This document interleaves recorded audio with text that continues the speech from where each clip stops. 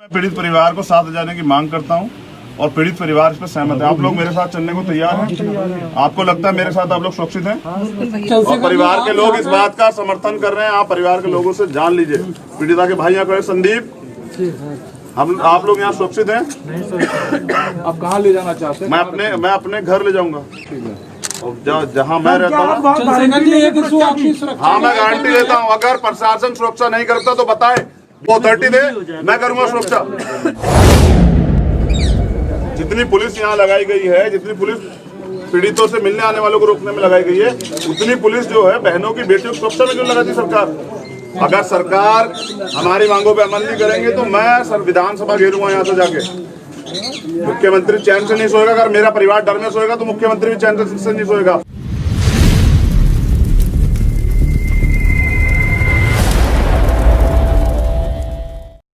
2 kilometre में पंचायतें हो रही हैं। मेरा नहीं जा रहा। अपराधियों के पक्ष में पंचायतें हो रही है। यहाँ पथराव भी हो रहा है, धमकियां दी जा रही है। हमारा परिवार यहाँ सुरक्षित नहीं है। मैं सरकार से परिवार के लिए वायु सैनिक सुरक्षा की मांग करता हूँ और सीबीआई जांच को आप और मीडिया के लोगों ने और मैंने सबने देखा कि सीबीआई जांच भी सरकार के आदेश पे काम करती है। जब विपक्ष को दबाना होता है तो सीबीआई की चाबी घूमती है। सीबीआई का इस देश में अभी यही काम है। इस सरकार में पहले क्या होता था उस पर नहीं बात करेंगे, आज इस पे बात करेंगे। सरकार के रूपरेखा पे जो इन्होंने काम किया है, इनके नेतृत्व में सीबीआई जो है सिर्फ और सिर्फ विपक्ष को दबाने के लिए और डर पैदा करने के लिए है।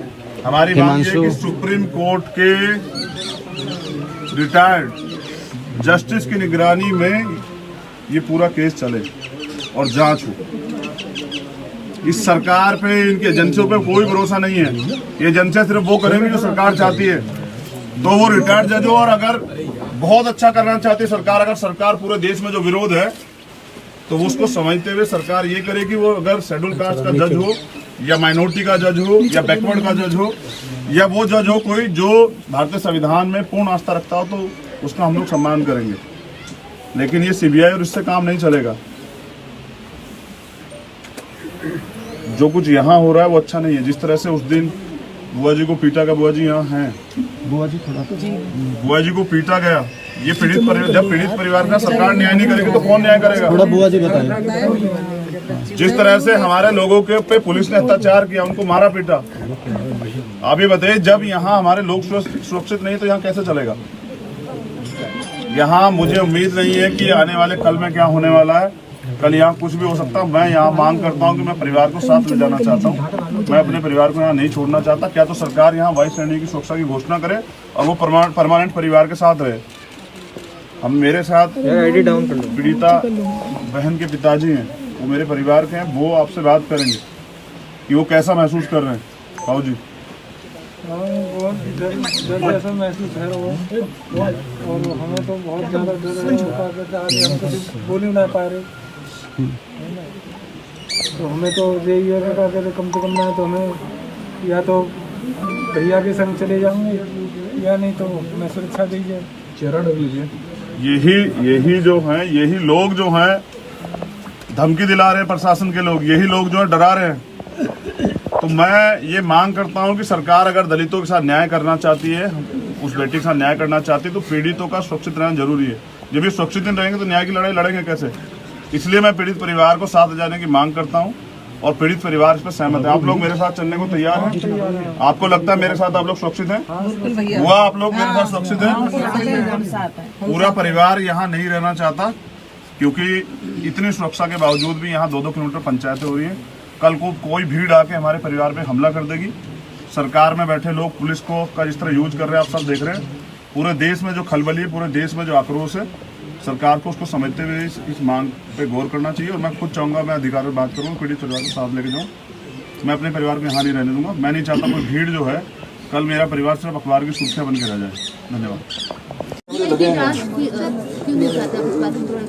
सीबीआई जांच हमने बहुत सारी पहले देखी है और हमने ये भी देखा कि जब भी कोई इनके सरकार के खिलाफ बोलता है सीबीआई उसको लगा दी जाती है। सीबीआई भी सरकार की एजेंसी है। जब सरकार की न्याय देने की नीयत है ही नहीं, नीयत होती तो जिस तरह से हमारी बहन का शव जलाया गया, जिस तरह से पीड़ित परिवार को जबरन उठा के लाया गया, जिस तरह से पीड़िता के शव को जबरन बिना हमारी जानकारी के उठा के लाया गया, इससे स्पष्ट होता है। जिस तरह से डीएम बैठ के धमकी, ऐसे डीएम को कुर्सी पे बैठने का कोई अधिकार नहीं है और उसको कुर्सी पे रहने का कोई अधिकार नहीं, फिर भी मुख्यमंत्री ने आज तक उसको जो है जुगत रखा है।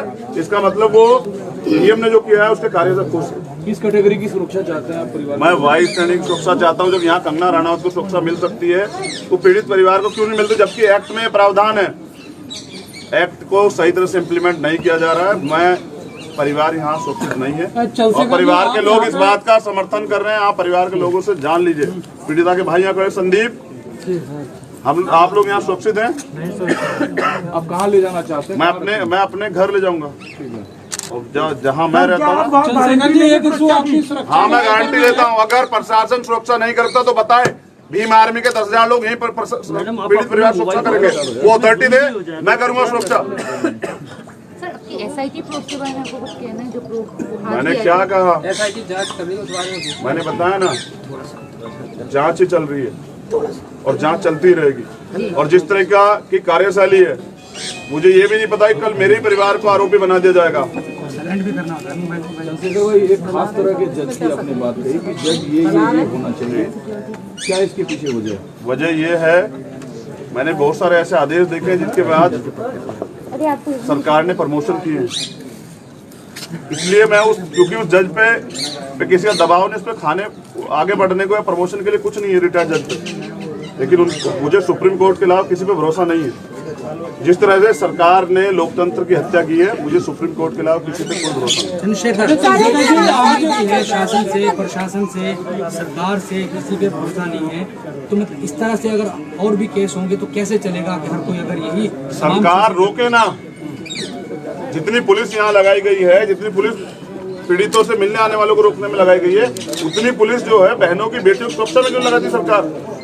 अगर अपराधियों को सरकार संरक्षण देगी तो अपराध बढ़ेगा, कम होगा। आप यहाँ पे आए हैं, अभी आपकी सिक्योरिटी को लेकर भी इशू है, गांव में ही बहुत सारे लोग इकट्ठे हो गए, ये बताया गया आसपास भी लोग छुपे हुए हैं। मैं यही कह रहा हूँ, ये सरकार और प्रशासन तय करे। जब मैं यहाँ, मुझे आने के बाद आपको ये नोटिस है कि मेरी सुरक्षा में कुछ होता है, तो पीड़ित परिवार का क्या हाल होगा?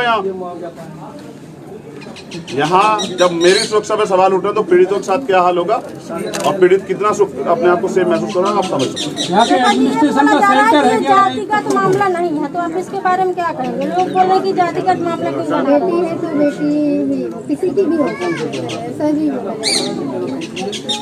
हमें तो पता है बेटी है तो बेटी, लेकिन जब अपराधियों के समर्थन में उनके लोग खड़े हो जाते हैं, पंचायतें करते हैं, तब बेटी नहीं रहती।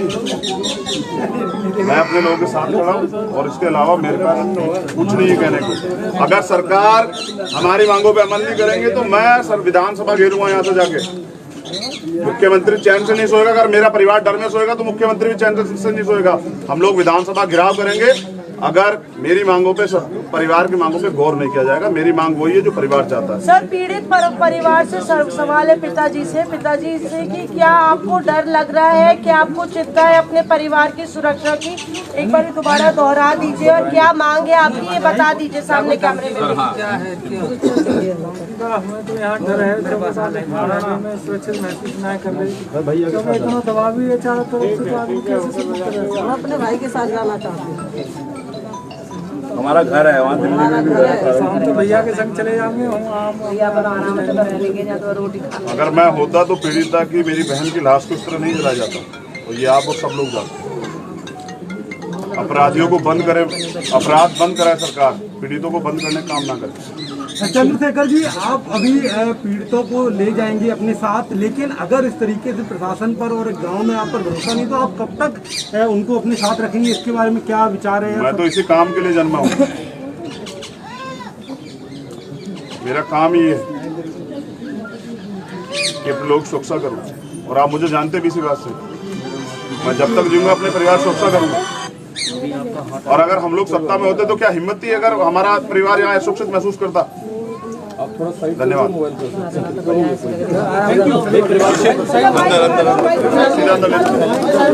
आमिर माइक,